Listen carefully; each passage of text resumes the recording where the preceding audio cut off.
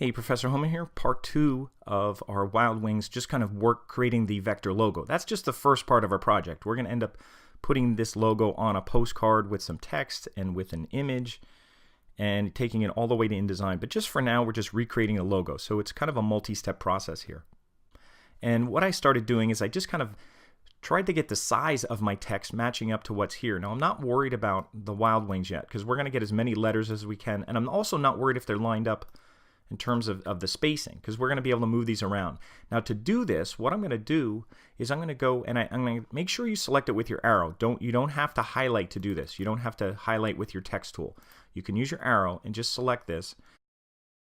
And I'm going to go Type, Create Outlines. And what that does is it turns the text into vector paths, which will allow you to manipulate the anchor points. So even just little stuff here, you might think, well, and the fact that I have the first layer locked will allow me to like highlight stuff so it doesn't get any of the image underneath. But even if you wanted to highlight those 3 anchor points and just hit your down arrow on your keyboard, you could kind of make it look closer to the original. Even though that's a very, very small detail that probably wouldn't be noticed, you could move those anchor points. And I'm actually done with the O. And I'm just going to kind of do one letter at a time. And I won't do everything here, but because some of the process will be just removing anchor points. So what I'm going to do here is I'll zoom right into this. Now, one thing just to be aware of is when you convert it to outlines, when you select it with your selection tool, it'll still be grouped. All the letters will be grouped. So you're going to need to do an object ungroup and make sure that you ungroup this. And that way you could click on the L, and if you need to nudge it over slightly just to align it a little bit better, but actually I think where it is fine. I'll drag it over just a little bit. You'll find that even when you're zoomed in, even if you nudge it, it might be too much of a nudge, but I want to get it pretty close, and I think that looks pretty good. Now you can see for the L, most of this L is exactly the way I want it. You know, especially the curvy parts. We're more concerned about the curvy parts on this L. This little stuff here that we don't want to trace. Straight lines are easy. You know, that's going to be as easy as going to my pen tool, and you could open up this little kind of tear off palette so that if you need to use some of these, because we're going to be adding anchor points and deleting, but what I'm going to do is I'm just going to delete anchor points. I'll just delete that. I'll delete any ones that I don't really think I'll need. I'll leave that one there. I'll delete this one, and I won't need this one or this one because they're straight lines. So the less anchor points, the better. Now, what I do also want to do is use my convert tool and make sure anything that's going to be straight lines that I convert these to straight lines so I don't deal with handles in here.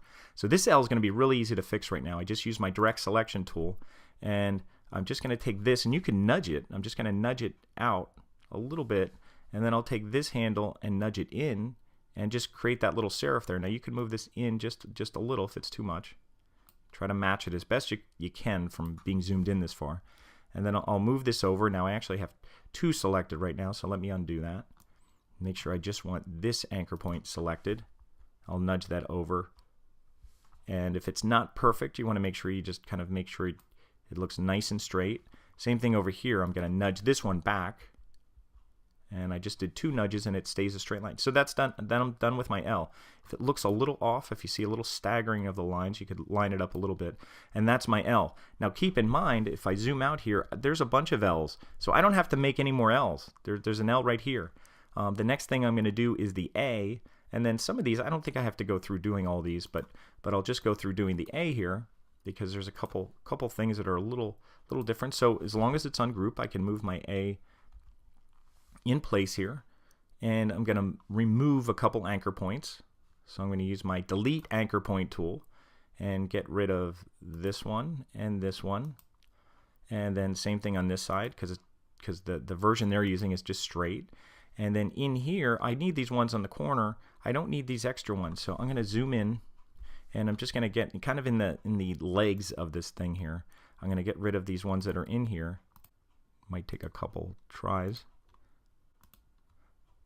Okay, and then if there's anything that you still see handles, we don't need handles in here, so I'm going to make sure so now it's a straight line. I don't have any handles in here, and I just want to move these points and make sure you're just doing one at a time. So I'll move this over here, and I'll move this down, and as many that you can move together, like you could drag and highlight multiple ones. So you want to keep, you could even hold shift to try and keep it so they kind of work, they don't go off the path. Now right now I still have that one selected, so that one went. But if you start to drag it and you hold shift, it'll keep it kind of straight at the bottom. And I'll kind of line these up a little better. I'll move this down, and that looks pretty good. And even this middle here, this middle's off a little. You can highlight the whole kind of triangle and just nudge it over a little bit. You could even grab it, move it around a little if it's not perfect. And then even this anchor point, you could even just move down slightly. So I didn't get rid of, I see I have an anchor point over here I didn't get rid of yet. So that's pretty much the A. Now here I have this little serif coming out here. So I need to add an anchor point with that plus tool, and then I could just take my direct selection tool, my white arrow again, and move this over and make sure that I'm keeping it as straight as possible. And that's my A. And if there's anything else you need to fix, I'll drag that out a little bit more. And that looks pretty good. If this isn't quite right, again, you can't get it perfect because it's kind of lower resolution when you drag in. But as I zoom out, now I have my A done. Same thing with the F. And the F, we're just going to be getting rid of the curves down here and just making them into straight lines. And everyone has kind of that angle serif. So they're kind of using a modified version of Aachen. Same thing. The U's pretty easy.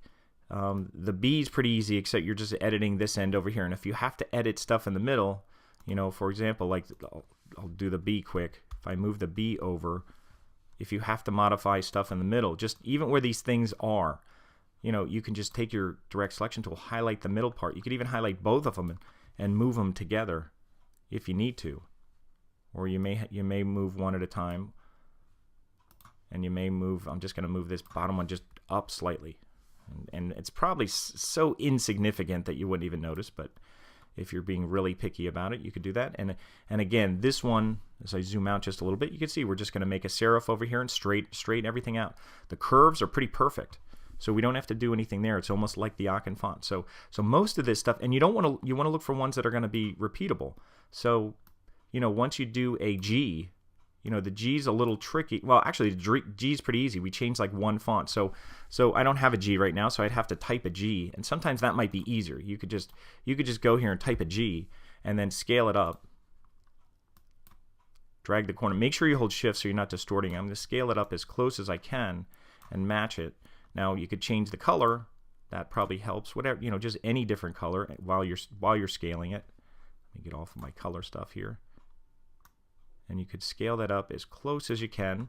Then you could really zoom in to get on that, and that looks pretty good. And you could change it to outline, so you could switch this around and switch the fill and stroke around, turn it down to 0.5, not using the down arrow because it goes down to 0. And I'll kind of nudge this into place. And if it's a little off, you could even, I think for some of these, I had to just scrunch it down a little, grab the middle handle and scale it down slightly. So the height is right. Now you can see it throws these off. So what am I going to do here? If I want to adjust some of these, now this could probably even be scrunched in a little bit. So now it's pretty perfect. Now this one's actually easier than you think. Now these 2 points could be moved up. So now if I go to drag the anchor points, I'll be like, whoa, what's going on here? It's because what did I forget to do? I forgot to go type, create outlines. Then I'm seeing the anchor points. Then I could click off. I could highlight these two and just nudge them up just a little bit. Now you can see they're almost perfect. Then I could go over here and use my delete. I could delete this one, and that's probably all I need to do. It looks pretty perfect. If I wanted to, I could nudge this down slightly. I have to watch it doesn't look distorted, but that it doesn't distort that arc. But that doesn't look bad. If I didn't want to distort that arc, I can undo. You can highlight these and just nudge all three down, which will keep that same, should keep the same arc of that if you just want to bring them in. So there's the G. So that was pretty easy. Again, the S, same thing. You want to do the S, but some of these, I don't even think you need to trace. So some of these, like that N and the I and even the W, what you're going to do, since you're already familiar with the pen tool, you'll probably just take the pen tool. I'll use it from up here. If you were going to do the N, it would be easier to just take the pen tool and just kind of trace it. That way you don't have to delete any anchor points. This is a pretty easy, if you got straight lines, you're already tracing more detailed stuff. So tracing straight lines is pretty easy. You could hold shift to make sure it goes in a complete straight line.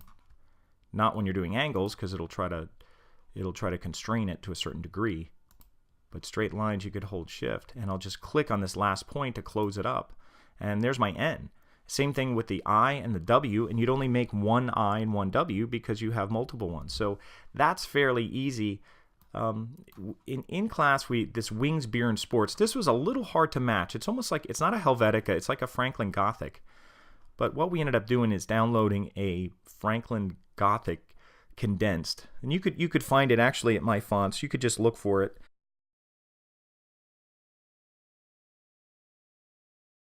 For a Franklin Gothic condensed.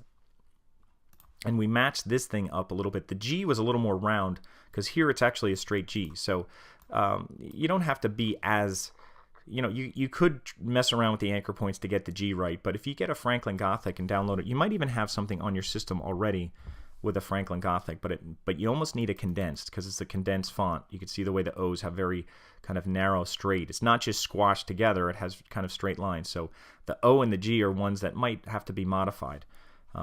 Again, the R, you could just do Option R to make the registration mark. You could just put a little TM, and so that you should be able to do all this stuff, and it's going to be all vector that you're going to create.